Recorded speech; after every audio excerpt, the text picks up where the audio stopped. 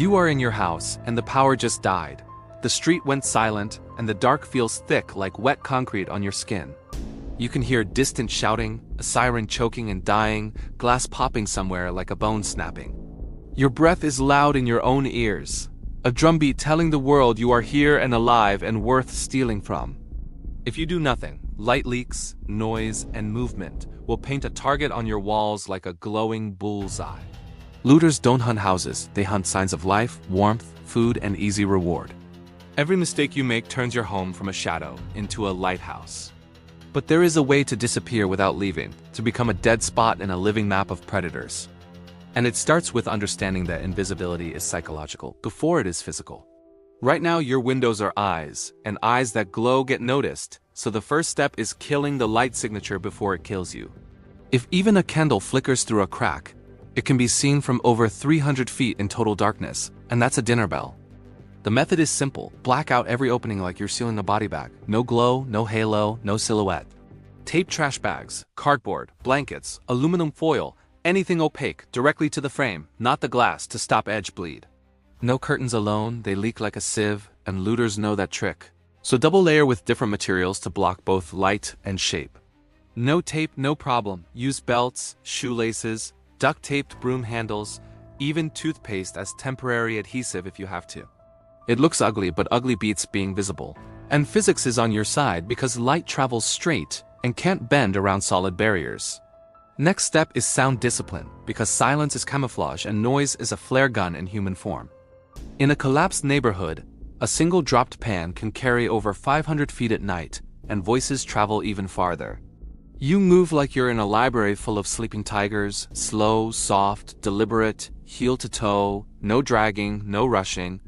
Pad door frames with towels, stuff rags under doors, hang blankets on walls to kill echo, because sound reflection makes a small noise feel big.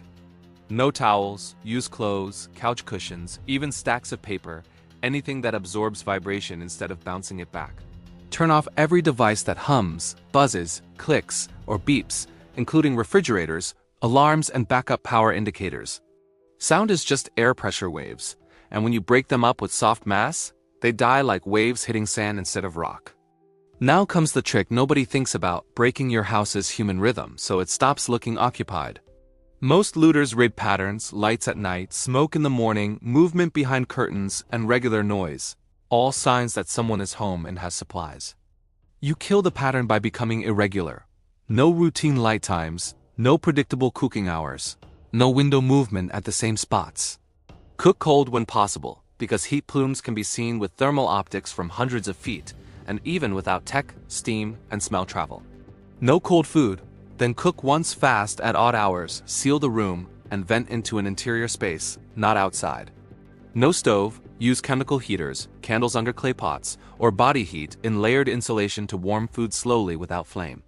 Humans are creatures of habit, and predators exploit habit like a map. Let's go forward to visual deception, making your house look already picked clean and not worth the risk. From the outside, order scares thieves and chaos tells them someone already lost and left. Break the perfection without breaking security. Scatter a little trash, tilt a shutter, leave a harmless object fallen like the place was searched and emptied. Do not actually smash glass, because broken glass is an invitation and a hazard. But you can fake neglect with dirt, cardboard, and uneven coverings. No trash, use old boxes, torn paper, even ash from a fireplace, anything that signals abandonment. Criminal psychology is simple. They choose the easiest win, and a place that looks empty promises nothing but danger and disappointment. You are not hiding like prey, you are posing as a carcass already stripped. Now comes the part that feels paranoid but saves lives, controlling your smell like you control your light and sound. Cooking odors can travel over 1,000 feet downwind, and the human nose is wired to chase food in chaos like a bloodhound. Seal your cooking area, boil vinegar or coffee grounds to neutralize scent, and vent into internal rooms, not outside. No vinegar, no coffee, use citrus peels, baking soda, even burned bread, anything that overwhelms and confuses odor trails. Store food in airtight containers. Double bag with plastic and cloth, because plastic stops moisture but cloth traps scent particles. Smell is just airborne chemistry, and when you dilute, absorb, and confuse it, tracking becomes guesswork instead of a straight line. And yes, you may smell like a weird mix of garbage and cafe, but invisible beats pleasant. You tighten your perimeter by killing contrast, because sharp edges and straight lines scream occupied to a scanning eye. Hard shadows on walls mean light inside, so you diffuse every source until it becomes a soft, directionless glow. Bounce light off ceilings, walls, or a white sheet instead of pointing it outward, so no beam cuts through cracks. No lamps. Use headlamps taped facing up, or candles inside metal cans to scatter instead of project. No cans, no problem. Use a bowl of water as a crude light diffuser that eats glare. The physics is simple. Sharp light travels like a spear, soft light bleeds and dies fast. You are not trying to see well, you are trying to not be seen at all, and those are opposite goals. Next step, you erase the warm body, signature that makes your home pop on cheap thermal gear like a campfire in snow. Human skin at 98.6 degrees Fahrenheit glows against cold walls, and a looter with a $200 thermal monocular can spot you through thin curtains. You insulate windows and doors with layered fabric, foam, cardboard, anything that traps heat and flattens temperature differences. No insulation, stack furniture, mattresses, books, even filled water bottles to add thermal mass. You stay away from exterior walls at night, sleeping low and central because heat pulls and leaks upward and outward. Heat transfer is conduction and convection, and you slow both by adding air gaps and dense layers. You are turning your house into a thermos that looks cold on the outside and alive only on the inside. Now comes movement discipline, because motion is the easiest thing for the human eye to catch in darkness. A single shadow crossing a window can be seen from across the street even when light is low. You crawl when needed, stay below sill level, and move behind solid walls, not translucent barriers.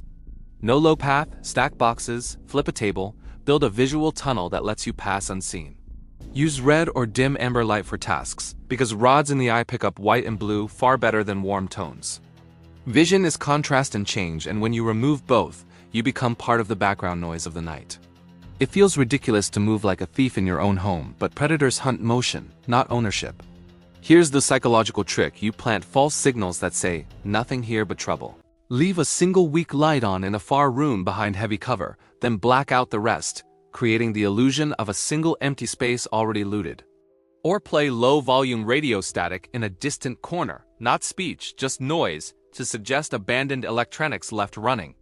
No radio, loop wind, or street noise on a phone, and muffle it under blankets so it sounds far and hollow. Criminals avoid uncertainty more than they avoid danger, and strange, sourceless cues make them hesitate. The brain hates puzzles under stress, and hesitation is what sends them to the next house instead of yours. You are not lying loudly. You are whispering confusion into their decision loop. Now you harden access points without advertising strength, because visible fortification invites challenge. Reinforce doors from the inside with angled furniture, wedged poles, and floor-to-ceiling braces that transfer force into the frame, not the lock. No lumber, use metal pipes, bed frames, even a broom handle trapped between knob and wall as a crude but effective brace. Windows get cross-braced with tape in an X to reduce shatter and with heavy objects stacked behind them to block entry. The physics is leverage. Force spread over multiple points needs far more energy to break. You want resistance that is silent and hidden, so a push meets a wall, not a show of steel. A looter who has to work hard makes noise, and noise is what gets him killed by someone else. Finally, you control your own stress leaks, because fear makes you sloppy, and sloppy makes you visible. Fast breathing, pacing, fidgeting all create sound, heat, and movement that undo everything you built. You slow your breath to about 6 cycles a minute, long exhales, telling your nervous system the hunt is not on yet. No calm, no problem, chew, hum silently, clench and release muscles to burn adrenaline without motion. Biology is chemistry, and when you lower cortisol and adrenaline, your hands stop shaking and your decisions sharpen. A steady human is a quiet human, and a quiet human is a hidden one. You are not just hiding your house, you are hiding your presence inside it. You manage your exterior footprint, because footprints, trash and tracks are invitations written in dirt and snow. Fresh paths show routine, and routine tells predators where to look and when to return. You brush out tracks with a branch, scatter gravel, or walk on hard surfaces to leave nothing readable. No branch, no problem. Use a broom, a jacket, even your own boots to erase direction. Bag your trash and keep it inside because food wrappers can be smelled and seen from tens of yards away. Foraging psychology is simple. Evidence equals hope, and hope equals risk-taking. Remove evidence and the hunt moves on to louder, messier targets. Next step, you create a silent early warning layer, not to fight, but to know when to freeze. Hang bottles with pebbles, foil strips, or keys behind doors and in hallways so a touch makes a soft telltale sound. No bottles. Use paper, plastic, anything that rustles when disturbed. Place them low, because intruders step before they reach, and sound at ankle height is harder to avoid. This is physics again. Vibration through light objects travels fast and needs almost no force. The warning buys you seconds, and seconds buy you stillness, and stillness keeps you unseen. You are not setting traps, you are setting ears. Now you manage your light discipline through time, because batteries die and candles shrink. Ration light like water, short bursts, task-focused, then darkness again. Use headlamps on the lowest setting, angled down, and cover lenses with a layer of cloth to cut intensity. No headlamp, shield a candle behind metal, a mug, or a folded book to block direct rays. Light decay follows the inverse square law, so having distance quadruples brightness, and tiny changes matter. The goal is function, not comfort, because comfort makes you careless. Carelessness is the opposite of invisible. Here is the escape layer, because invisibility also means having a quiet way out if the house stops being safe. Pre-stage a go bag near a back exit, shoes ready, keys silent, path memorized. No bag, pre-pack pockets with essentials, water, ID, a flashlight, and a cloth for smoke or dust. No two routes, not one, because blocked paths are common in chaos. Human navigation under stress collapses, and rehearsed movement beats thinking every time. You are not planning to run, you are planning to never be cornered. Being unseen includes leaving without a trace. Now comes the final mental shift. You stop thinking like a homeowner and start thinking like a shadow. You eat cold, move low, speak only when needed, and accept discomfort as armor. Yes, you will be stiff, hungry, and bored, but boredom is the sound of safety working. Keep hydration steady, about half a liter every hour in cold, more in heat because dehydration sharpens panic. No clean water, purify with boiling, tablets, or improvised charcoal and cloth filters. Biology runs on fluids and calories, and a steady body makes steady decisions. Steady decisions keep you invisible longer than any curtain. When the night finally loosens its grip and the street breathes again, you realize you were never hiding, you were surviving intelligently. You killed light, sound, heat, smell, pattern, and panic, one by one, like switches on a control panel. You turned your home from a beacon into a blank spot, from a prize into a question mark. The science was simple, the discipline was hard, and the patience was everything. You didn't need weapons or bravado, you needed physics, psychology, and restraint. Chaos feeds on noise and fear, and you fed it neither. Stay calm, stay quiet, and remember, the safest house is the one nobody remembers is there.